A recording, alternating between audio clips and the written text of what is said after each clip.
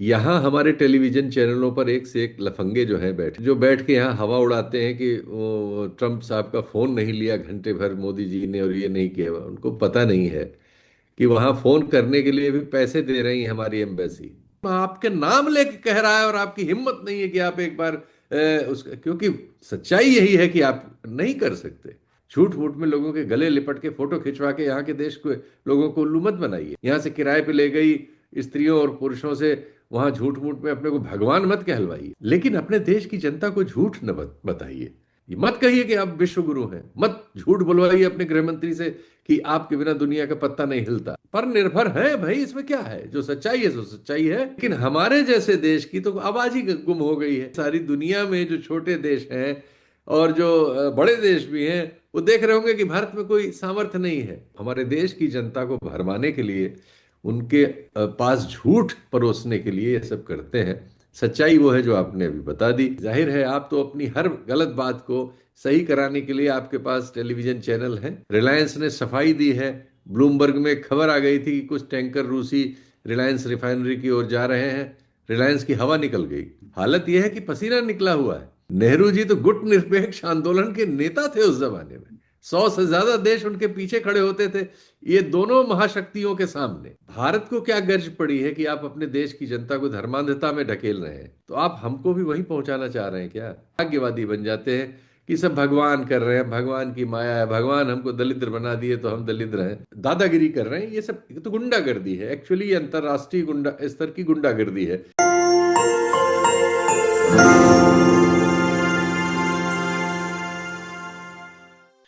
नमस्कार, मैं हूं विक्रांत यादव और आप देख रहे हैं आपका अपना चैनल दा स्वतंत्र। आज मन उदास है।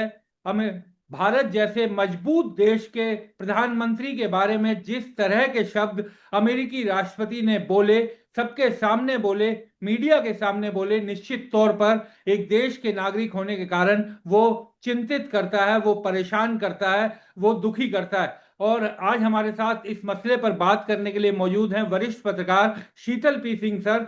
सर, आज मैं काले कपड़े पहनकर बैठा हूं और खास इसी कारण बैठा हूं कि कम से कम अपनी तरफ से एक छोटा विरोध तो दर्ज करवाया जा सके। जब अखबार की सुर्खियों में सर ये खबर छुपती है जिसमें कहा जाता है, छपती है कि Modi is a good guy. वो ये जानते थे कि मैं नाराज हूं और मुझे खुश करना बहुत जरूरी है। They do trade and we can raise tariff on them very quickly. तो किस तरह की धमकी ये एक राष्ट्रपति एक दूसरे देश के प्रधानमंत्री यानी हमारे प्रधानमंत्री को दे रहा है सर? नहीं तो ये वही राष्ट्रपति हैं जिन्होंने लैटिन अमेरिका के एक राष्ट्रपति को किडनैप करा लिया है अपनी फोर्सेस से। आज ही दूसरी खबर है और डिटेल्स आ गए हैं बाकायदा। भारतीय दूतावास मोदी मतलब हमारे प्रधानमंत्री के लिए और हमारे अफसरों के लिए, हमारे विदेश मंत्री के लिए अमेरिकी प्रशासन में मीटिंग्स या बातचीत के लिए समय तय करने के लिए स्वयं सक्षम नहीं है। ये डिटेल्स आ गए हैं, ऑफ रिकॉर्ड पर है। हम्म। और हमने उसके लिए वहाँ एजेंसीज हायर कर रखी और उनको हम बाकायदा भुगतान कर रहे हैं इसके लिए। यहाँ हमारे टेलीविजन चैनलों पर एक से एक लफंगे जो हैं बैठे हुए, लफंगे मैं इस्तेमाल करूंगा, बल्कि उससे भी क्रूर शब्द कोई हो तो करूं जो असंसदीय बस न हो। लेकिन जो बैठ के यहाँ हवा उड़ाते हैं कि वो ट्रम्प साहब का फोन नहीं लिया घंटे भर मोदी जी ने और ये नहीं किया, उनको पता नहीं है कि वहां फोन करने के लिए भी पैसे दे रही है हमारी एम्बेसी। और वो सब रिकॉर्ड पर है। तो ये लोग तो मतलब जो मन में आए सो यहाँ की जनता को, हमारे देश की जनता को भरमाने के लिए, उनके पास झूठ परोसने के लिए ये सब करते हैं। सच्चाई वो है जो आपने अभी बता दी, जो सारी दुनिया को पता है, जो वीडियो पर उपलब्ध है, ऑडियो पर उपलब्ध है, रोज आ रही है। आज ही दूसरी खबर है। रिलायंस ने सफाई दी है। ब्लूमबर्ग में खबर आ गई थी कि कुछ टैंकर रूसी रिलायंस रिफाइनरी की ओर जा रहे हैं। रिलायंस की हवा निकल गई। हाथ जोड़कर बड़ा कह बड़ा रहे हैं उन्होंने सर। बड़ा बड़ा उन्होंने यहाँ खंडन किया, विदेशी अखबारों में किया, अमेरिकी अखबारों में किया, सब जगह प्रेस नोट और वो भेज के फोन कर करके वो छपवा रहे हैं अपनी सफाई। हालत यह है कि पसीना निकला हुआ है। क्योंकि हमारी जो राष्ट्र की संप्रभुता थी, आज बात करते हैं नेहरू जी के जमाने की और पुराने जमानों की, और उसकी आलोचना करते हैं। आपके तो मतलब इतनी सामर्थ्य नहीं है कि एक ट्वीट करके इतने सारे आपके बारे में कही गई बातों में किसी एक बात का खंडन ही कर दें। आपकी तो इतनी हिम्मत नहीं है। नेहरू जी तो गुट निरपेक्ष आंदोलन के नेता थे उस जमाने में। 100 से ज्यादा देश उनके पीछे खड़े होते थे, ये दोनों महाशक्तियों के सामने। और तमाम अंतर्राष्ट्रीय मसलों पर उनकी आवाज साफ साफ सुनाई देती थी, अपने नहीं दूसरों के तक मसलों पर। आपकी तो अपने आपके नाम लेके कह रहा है, और आपकी हिम्मत नहीं है कि आप एक बार उसका, क्योंकि सच्चाई यही है कि आप नहीं कर सकते। तो ये इस देश की जनता को भ्रमित क्यों करते हैं? मैं ये नहीं कह रहा हूं कि भारत इस स्थिति में है कि यहाँ के प्रधानमंत्री अमेरिकी राष्ट्रपति से कुश्ती लड़ लें, या उनसे झगड़ा मोल ले लें, या उनसे व्यापारिक नुकसान करा लें। मैं नहीं कह रहा हूं, ये बिल्कुल देश हित में नहीं है और कहना भी नहीं चाहिए। लेकिन अपने देश की जनता को झूठ न बताइए, उसको सच से वाकिफ रखिए। उसको बताइए कि हम तुलनात्मक रूप में अमेरिका जैसी सामरिक और प्रशासनिक ताकत के सामने इस तरह की स्थितियां नहीं उत्पन्न कर सकते। ये मत कहिए कि आप विश्व गुरु हैं, मत झूठ बुलवाइए अपने गृह मंत्री से कि आपके बिना दुनिया का पत्ता नहीं हिलता, आप सारे फैसले दुनिया के कराते हैं। झूठ मूठ में लोगों के गले लिपट के फोटो खिंचवा के यहाँ के देश को, लोगों को उल्लू मत बनाइए। यहाँ से किराए पे ले गई स्त्रियों और पुरुषों से वहां झूठ मूठ में अपने को भगवान मत कहलवाइए, इंसान रहिए जो आप हैं। तो ये झूठ का जो तिलिस्म है, ये दरअसल ट्रंप ने एकदम इनका, जब से इस बार ट्रंप अपने फार्म में इंडिया के मामले में आए हैं, उसने तार तार कर दिया है। और इससे निश्चित तौर पर वो आपका दुख, मैं आपके दुख के साथ साझा हूं कि इससे भारत का अपमान हो रहा है। भारतीय राष्ट्र जो है, ये उसका अपमान है। ये झूठ बोलने से पैदा हुआ है। और ऐसे असंख्य वीडियो हैं, आप देखेंगे सब बड़े बड़े टीवी चैनलों के बड़े बड़े महान एंकरों ने ये झूठ जो है इस देश की जनता के दिमाग में भरने के लिए अपने आप को पेश किया है और इसको स्थापित किया है। उसकी वजह से ये समस्या हो रही है। अगर ये हमने झूठ ना बोला होता तो हमें क्या समस्या थी? हम जानते हैं अमेरिका भाई महाशक्ति है, 30 ट्रिलियन की इकोनॉमी है। हम 4 ट्रिलियन के आंकड़ों में भी हमारी ये हो रहा है कि हम सही है कि गलत है, फलाना है कि ठिकाना है। हमारी, हम हर चीज सेना का हर बड़ी चीज वहां से खरीदते हैं, राइफल तक हमारी अपनी नहीं है। तो हम तो बहुत ही अभी परनिर्भर हैं, आत्मनिर्भर नहीं परनिर्भर है। सारे लड़ाकू जहाज हम बाहर से खरीदते हैं। एक हमने बनाया भी तो उसका इंजन अमेरिका से ही आता है, तो नहीं आ रहा है तो हम बना नहीं पा रहे हैं। तो हम परनिर्भर हैं भाई, इसमें क्या है? जो सच्चाई है सो सच्चाई है। लेकिन सच्चाई ही हमारे अपने लोगों के साथ शेयर होनी चाहिए। लोगों के साथ चीटिंग नहीं होनी चाहिए, धोखा नहीं होना चाहिए कि जो आप है नहीं वो उनको बताए रहिए और वो उस भ्रम में बेचारे मारे जाए। सर, कल इतनी बड़ी ये घटना हुई थी जो अखबारों ने तो छापी, फ्रंट पेज पे कम से कम। और आप नेहरू जी का अभी जिक्र कर रहे थे। इंदिरा गांधी 71 में निक्सन के सामने नहीं झुकी, पूरे देश दुनिया ने उनका साहस देखा था। लेकिन टीवी चैनलों पर कल बहस हो रही थी सोमनाथ मंदिर को लेकर, और नेहरू जी को उसमें भी ये टीवी चैनलों में दिखाया जा रहा था कि किस तरीके से नेहरू उस समय विलन के तौर पर उसमें शामिल थे। भाई यहाँ तो पूरी पॉलिटिक्स जो है धर्मांधता के कुएं में ढकेल दी गई है। जैसे 79 में जियाउल हक के ज़माने में पाकिस्तान को उन्होंने धर्मांधता में ढकेल दिया था। तब तो उन्होंने अमेरिका और सऊदी अरब के पैसे की वजह से किया था, तो किराए पे लड़ने वाले लोग हैं। हम कौन सा किराए पे लड़ने वाले लोग हैं भाई? भारत को क्या गर्ज पड़ी है कि आप अपने देश की जनता को धर्मांधता में ढकेल रहे हैं, जिससे कोई हासिल नहीं होने वाला। दुनिया में किसी को हासिल नहीं हुआ। अब पाकिस्तान तो मतलब कर्ज क्या सूद देने की हालत में नहीं बचा था। जो किस्त जाती है, किस्त डिफॉल्ट होने की, डिफॉल्टर होने वाला था। तो आप हमको भी वही पहुंचाना चाह रहे हैं क्या? अरे भाई ये दूसरा युग है, चुनौतियां बहुत बड़ी हैं। हमसे बहुत बड़ी सामर्थ्य वाले लोग हमारे पड़ोस से लेके और 7 समुंदर पार हैं, जो दुनिया की चीज़ों को नियंत्रित करते हैं। हमें बहुत कुछ करना है, तब हम वाकई में अपनी 150 करोड़ की आबादी के लिए एक सुरक्षित भविष्य का निर्माण कर पाएंगे। हमारे पूर्वजों ने जो किया उसकी आलोचना करने की जगह आप क्या करने वाले हैं, आप क्या कर रहे हैं, इस पर बात होनी चाहिए। लेकिन ये दुर्भाग्यपूर्ण है कि माध्यमों ने अपने आप को इसी तरह बदल लिया है, और खासकर टीवी ने। उन्होंने तो इस देश का जितना नुकसान किया, और बाद में सोशल मीडिया पर भी क्योंकि इसमें संख्या का खेल होता है। संख्या खरीदने की सामर्थ्य जिसकी ज़्यादा होगी वो अपनी बात ज़्यादा लोगों तक पहुंचा लेगा। और सरकार होने से अतिरिक्त लाभ मिल जाता है कि आप कंट्रोल भी कर सकते हैं। तो ये सारे लाभ लेके इस दौर में देश की जनता को न सिर्फ अंतर्राष्ट्रीय मामलों में और राष्ट्रीय मामलों में मूर्ख बनाया जा रहा है, झूठ पढ़ाया जा रहा है और उनको धर्मांध बनाया जा रहा है। क्योंकि धर्मांध बनते ही वो जो उनकी समस्याएं हैं, जिनके हल के लिए उनको संघर्ष करना चाहिए, वो रास्ता वो छोड़ देते हैं और पलायनवादी बन जाते हैं, भाग्यवादी बन जाते हैं कि सब भगवान कर रहे हैं, भगवान की माया है, भगवान हमको दलिद्र बना दिए तो हम दलिद्र हैं। ये जब सोच आ जाती है तो वो कोई समाज आगे नहीं बढ़ सकता। लेकिन जो धर्मांधता है वो यही सोच पैदा करती है। तो ये धर्मांध बना रहे हैं एक बड़ी जनता को। और दूसरे ये दूसरे काम में भी आती है, राजनीति के काम में बहुत बढ़िया आती है। क्योंकि धर्मांध लोग जो हैं, कोई दूसरे धर्म के मामले में कोई बात गलत उनको बता दी जाए तो वो तुरंत झगड़े पर और उत्तेजना में आ जाते हैं। और ये उत्तेजना को वोट बैंक में ले जाके चालाक लोग अपना उल्लू सीधा कर लेते हैं। और ये बार बार हमारे यहाँ उल्लू सीधा किया जा रहा है और नतीजा हमारे आपके सामने है।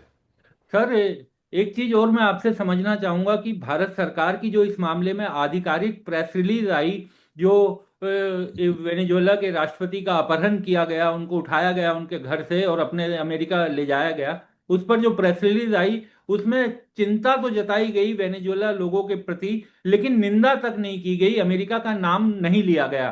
तो बहुत से लोग, कल मैं देख रहा था बड़े पत्रकार, वो सूत्रों के हवाले से कह रहे थे कि भारत के लिए अब भारत का हित सर्वोपरि है, भारत निष्पक्ष रहता है इस तरह के मामलों में और अपने हितों को पहले आगे रखता है। तो किस तरीके से इस मामले को देखा जाए? अब वो चाहे जितना ढके, सबके जो दुनिया में हैं लोग देख रहे हैं, बहुत छोटे छोटे से देशों ने हम्म। जो सार्वभौम अपने को समझते हैं, उन्होंने गलत को गलत कहा है। हम्म। और दुनिया के ज्यादातर देशों ने गलत कहा है। यूनाइटेड नेशंस ने कहा है, भले ही आजकल उसकी कोई नहीं सुनता। हाँ। ये तो सही है कि आजकल सामर्थ्य वाले जो देश हैं, जिन लोगों ने ये सब बनाया था, ये यूनाइटेड नेशंस वगैरह तो सब पश्चिम ने ही मिलके बनाया था ना, पूरब पश्चिम ने आपस में मिलके बड़े ताकतों ने बनाया था। उन्हीं ने इसका उल्लंघन कर दिया है। वही अब इसको कुछ नहीं मानते, क्योंकि ये उनके राह में रोड़ा बन रहा है। हम्म। लेकिन हमारे जैसे देश की तो आवाज ही गुम हो गई है। और इस वर्तमान नेतृत्व में, इसमें भारत का हित क्या है? इसमें तो भारत के बारे में सारी दुनिया में जो छोटे देश हैं और जो बड़े देश भी हैं, वो देख रहे होंगे कि भारत में कोई सामर्थ्य नहीं है, हित नहीं है, भारत में हिम्मत नहीं है, भारत का कोई स्टैंड ही नहीं है। भारत तो बस, अब चूंकि एक बयान, इतनी बड़ी घटना हुई है तो बिना दिए भी कैसे रहते। आलोचना हो रही थी कि कुछ नहीं बोले, कुछ नहीं बोले, कुछ नहीं बोले। तो साहब हम ऐसा बोले जिसके बोलने का कोई मतलब ही नहीं है।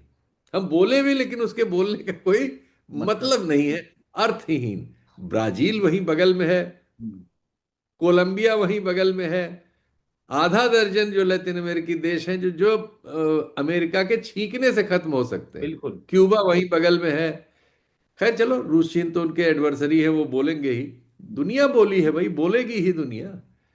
लेकिन अब सवाल यह है कि भाई जाहिर है, आप तो अपनी हर गलत बात को सही कराने के लिए आपके पास टेलीविजन चैनल हैं, उसमें बैठे हुए विद्वान साबित कर देंगे कि यही भारतीय हित है। हम्म।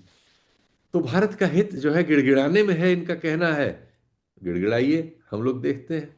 तो फिर इस बात पे नेहरू जी को और किसी को खारिज करने की कहाँ से बात आ जाती है भाई?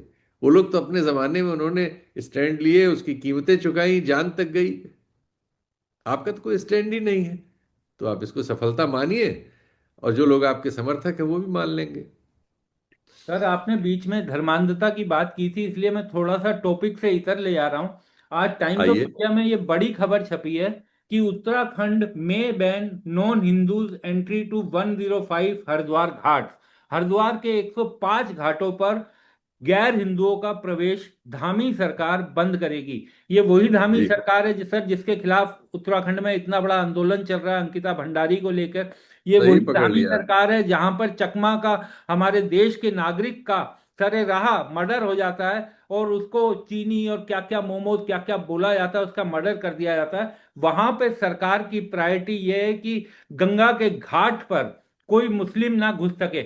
2023 का सर एक वीडियो है, मैं इसमें चलाऊंगा, जिसमें कुछ फ्रिंज एलिमेंट गंगा के घाट पर गैर हिंदू को, उसकी फैमिली को टारगेट कर रहे थे।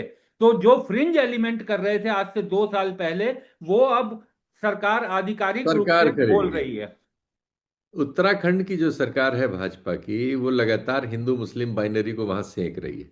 उसकी पॉलिटिक्स ही वहां यही है। वो हिंदू मुस्लिम कोई सवाल क्राइम का आ जाए, कोई लड़की कहीं एलोप हो जाए, उस सब में कोई मुसलमान नाम आ जाए, इन सब मामलों में वहाँ बवाल कराए जाते हैं। सत्तारूढ़ दल शामिल है, जो उनके फ्रिंज ग्रुप्स हैं वो शामिल रहते हैं। और इतना हिंदू मुस्लिम उत्तराखंड में किया जा रहा है, जिससे पूरा जो है वातावरण विषाक्त करके वो राजनीति कर रहे हैं। और ये वही वक्त है जब वहाँ भारी पेड़ कटाई हुई है, जिसको सुप्रीम कोर्ट तक ने नोटिस लिया है। जो वहाँ के पुराने मतलब बजरी वगैरह की चोरी के आरोप है वो और बड़े हो गए हैं।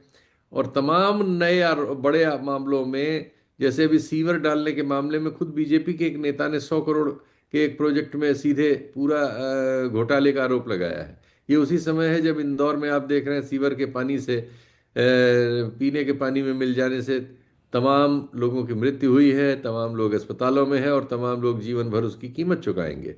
तो ये सब यहाँ सब उत्तराखंड में भारी बेरोजगारी है, शिक्षा स्वास्थ्य वगैरह में डिटेरिएशन है बहुत बुरी तरह से, लोकल एडमिनिस्ट्रेशन में भारी करप्शन है, और बड़े लेवल पर ठेकों पट्टी में बहुत ज़्यादा करप्शन है, और बड़े लोगों को सुविधा देने के सारे फैसले हैं। उसके खिलाफ लोग नाराज हैं, और पर्टिकुलरली अंकिता भंडारी वाले मामले पर बहुत नाराज हैं। तो ये धार्मिक कार्ड को और ओपनली खेला ही जाएगा, और ये हम खेलते हुए इनको देखेंगे। एक सर अंतिम सवाल इस टॉपिक पर मैं आपसे ये जानना चाहूंगा कि जिस तरीके से सर ट्रंप ने ये हमला किया, एक संप्रभु राष्ट्र के राष्ट्रपति को आपने वहां से किडनैप किया, जो भी आपकी हम्म। परेशानी रही हो उसके साथ, लेकिन मूल कारण तो व्यापार ही नजर आ रहा है। तो अब तो ये दुनिया का एक नियम बनता दिखाई दे रहा है कि जो ताकतवर देश होगा वो अपने अगल बगल के कमजोर देश को किसी भी तरह इस तरीके से हथिया लेगा, वहां के नेताओं का अपहरण कर लेगा। ये तो बहुत ही चिंता की बात खुद अमेरिका ने खोल दी है, जो ट्रंप अभी हाल तक नोबल शांति पीस प्राइज अपने लिए मांग रहे थे। वो जो वेस्टर्न हेमिस्फेयर है, उनके सेक्रेटरी जो रूबियो हैं, वो कह रहे हैं कि साहब, इस एरिया में वेनेजुएला से आके चीन और रूस तेल खरीद रहे थे, ईरान तेल तेल खरीद रहे थे, हम कैसे बर्दाश्त कर सकते हैं? क्यों वो यहाँ से तेल खरीद रहे थे? क्या उनको कहीं और तेल नहीं मिलता? ये वो, यानी वो इलाका जो है पूरा अमेरिका महाद्वीप को वो अपना इलाका मानते हैं। तो यही तो फिर चीन ताइवान के बारे में या अन्य के हाँ। फिलीपींस के और दूसरों के बारे में करता है। तो फिर ये सब ताकतवर देश, और रूस जो है यूक्रेन और अन्य के मामले में करता है। तो जो जहाँ ताकतवर है वो अपने इलाके में अब ऐसी चीजें करेगा, और अंतर्राष्ट्रीय कानूनों का कोई मतलब नहीं है जो इन्होंने खुद बनाए थे। वो अंतर्राष्ट्रीय कानून किसी दूसरे ने नहीं बनाए थे, वो इन्होंने ही बनाए थे। और इन्होंने ही यूनाइटेड नेशंस को वही न्यूयॉर्क में स्थापित कर रखा है। लेकिन वही अब उसी यूनाइटेड नेशंस को, वो उन अंतर्राष्ट्रीय कानूनों को और किसी भी मान्य कानूनों को जो द्वितीय विश्व युद्ध के बाद इस दुनिया ने ऑप्ट किए थे, उनको स्वीकार करने को तैयार नहीं है, और दादागिरी कर रहे हैं। ये तो गुंडागर्दी है एक्चुअली, ये अंतर्राष्ट्रीय गुंडा स्तर की गुंडागर्दी है। लेकिन अब यह है कि भाई वो जबरा मारे रोवे न दे वाला मामला चल रहा है। क्योंकि वो सामर्थ्यवान है, शक्तिवान है, इसलिए भारत जैसे देश रो भी नहीं रहे हैं। मतलब गलत को गलत कहने की, और इसका भी तर्क दे रहे हैं कि हम क्यों नहीं रो रहे हैं। तो ऐसे ही बहुत सारे हैं, और वो चाहते हैं कि दुनिया ऐसी ही हो जाए, और इन लोगों के इस तरह के कामों को भी की भी ताली पीटे। और बहुत सारे लोग तालियां इसकी पीट भी रहे हैं। जी। सर, जाते जाते आप लोग दर्शकों से अनुरोध करूंगा कि आप वो वीडियो देखिए जिसका अभी मैं शीतल सर से बातचीत के दौरान जिक्र कर रहा था। शीतल सर, आपका बहुत बहुत शुक्रिया, बहुत बहुत धन्यवाद जो नहीं, आप मैं हमारे साथ जुड़े। एक चीज सर। भूल गया था, एक जी। चीज भूल गया था। आपके दर्शकों को और आपको नए साल की बड़ी सर। बड़ी बधाई, क्योंकि सर। आपसे आज ही मुलाकात हुई। इस बीच चूंकि बहुत सारे मित्रों हाँ। के वीडियोस हुए, तो हाँ। दिमाग से उतर गया था। हाँ। लेकिन सबको नववर्ष की बहुत सर, बहुत आपको बधाई। भी बहुत बहुत शुभकामनाएं। उसके अलावा कोई नहीं आ सकता बाहर। हमने पहले बाहर गेट के बाहर बाहर आप बाहर जाइए, बाहर जाइए आप लोग, यहाँ से जाइए जाइए, बदतमीजी मत कीजिए। यहाँ पे बाहर जाइए आप लोग, हम निकल रहे हैं। आप लेट गए तो इसका मतलब ये नहीं कि ऑलरेडी आप यहाँ पे नहीं है, वो आप हमारे पास ही नहीं है, बाहर निकलिए आप। और दोबारा अगर मुझे दिख गए तो ठीक नहीं होगा। आप देखिए मैं हल्की बॉडी पे गाड़ी चलाता हूँ, मुझे रोक बॉडी पे ठंडी देवी पे सवार, हमें कोई दिक्कत नहीं है। भाई हमसे प्यार से करिए, हम खुद ही हमने आपसे प्यार से कह दिया, बस ठीक है।